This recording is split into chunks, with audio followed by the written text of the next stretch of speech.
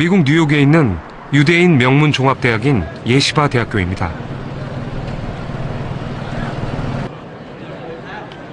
이곳에서 우린 놀라운 광경을 볼 수 있습니다.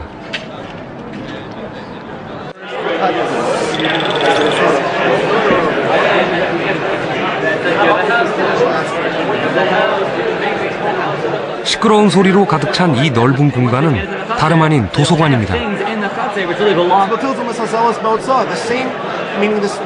학생들은 책을 펴놓고 큰 소리로 떠들고 있습니다. 언뜻 보면 상대에게 화가 나서 따지는 것처럼 보이는데요. So we are talking about Friday. I think so. Fine. So we're talking about Friday. Let's just try to run out of possibilities. We're running out of possibilities. What are we gonna do? What are you doing? What? What are we doing? We're studying. Talmud. You don't seem studying. You're just arguing. Yeah. So the way that it works, it's a unique learning style. Basically, the way it works is you learn in pairs called chabrusas.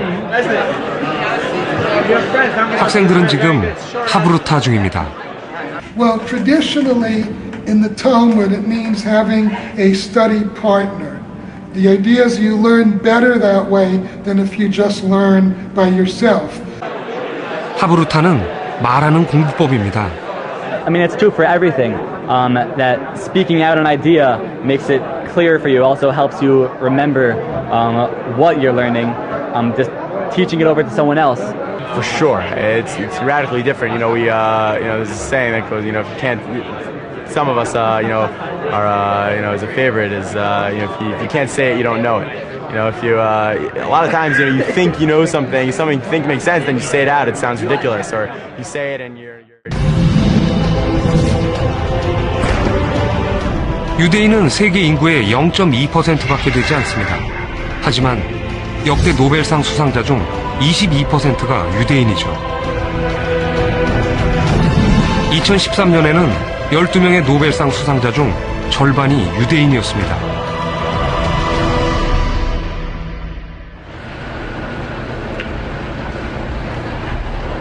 유대인이 금융, 경제, 법률 등 모든 분야에서 성공하는 비결. 그 속에 하브루타가 있습니다. 유대인은 탈무드를 소리내 읽는 것으로 공부를 시작합니다. 뉴욕에 있는 유대인 예배당. 토요일 저녁이면 아이들 말소리로 혼이 나갈 만큼 소란스럽죠.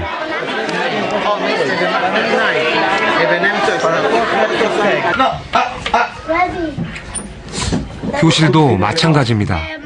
짝을 지어 큰 소리로 책을 읽습니다. 모두 하브루타를 몸에 익히는 과정입니다.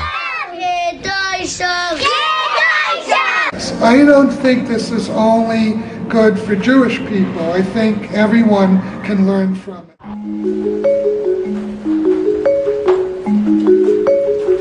우리도 잠깐 공부를 해볼까요?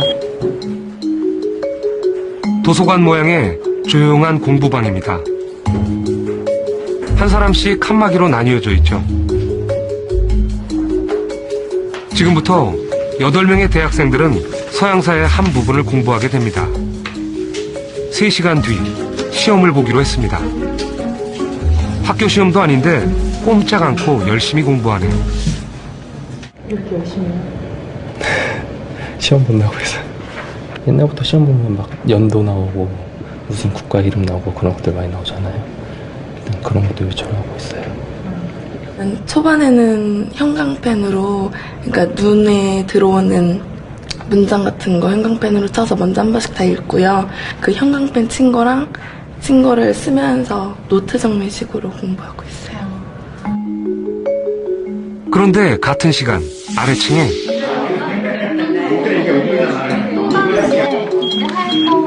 또 하나의 공부방이 있습니다. 말하는 공부방입니다. 이 방에서는 혼자 공부해서는 안 됩니다. 서로 묻고 설명하며 공부해야만 하죠. 다들 혼자가 익숙할 텐데 시끄러워 공부가 되기나 할까 걱정입니다. 결국에 이 식민지들까지 다 이어서 하나의 큰 제국으로 같은 그래도 공부가 재미있어 보입니다. 하는 줄을 많이 치시거나 그러시진 않으셨네요. 이거 진짜 기억하고 보지 않고 말해야 된다고 염두에 두고 보니까 좀 더 이 기억을 주입시킬 때부터 좀 짜임새를 내가 먼저 구축하려고 노력을 하게 된 것 같아요.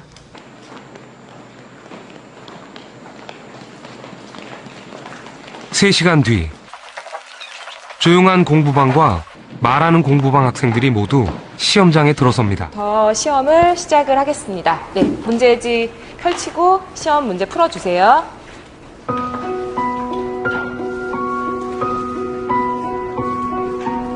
시험 문제는 빈칸을 채우는 단답형 5문제와 수능형 유추문제 5개, 그리고 서술형 5문제입니다.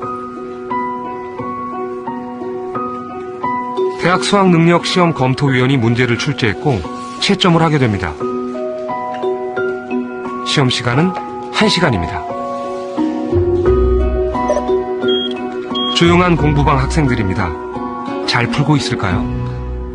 막상 시험지를 받고 시험 문제를 풀려고 하니까 딱 그 중요한 부분에서 생각이 안 나고 막상 시험지를 보니까 잘 안 되더라고요.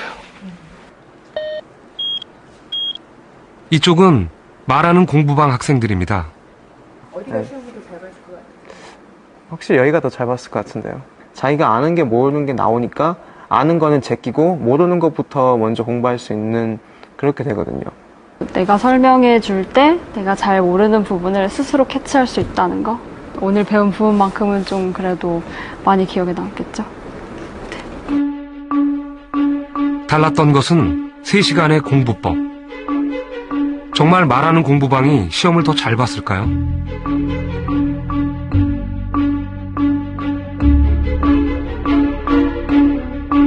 결과는 놀라웠습니다.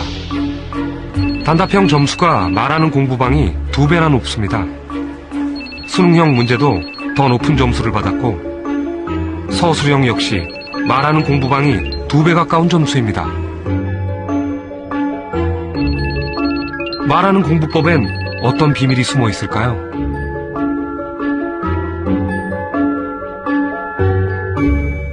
처음 이런 장면을 보신 분들께서는 많이 놀라셨을 거예요. 그런데 이게 심리학자들의 눈으로 보기에는 그다지 놀라운 결과가 아닙니다.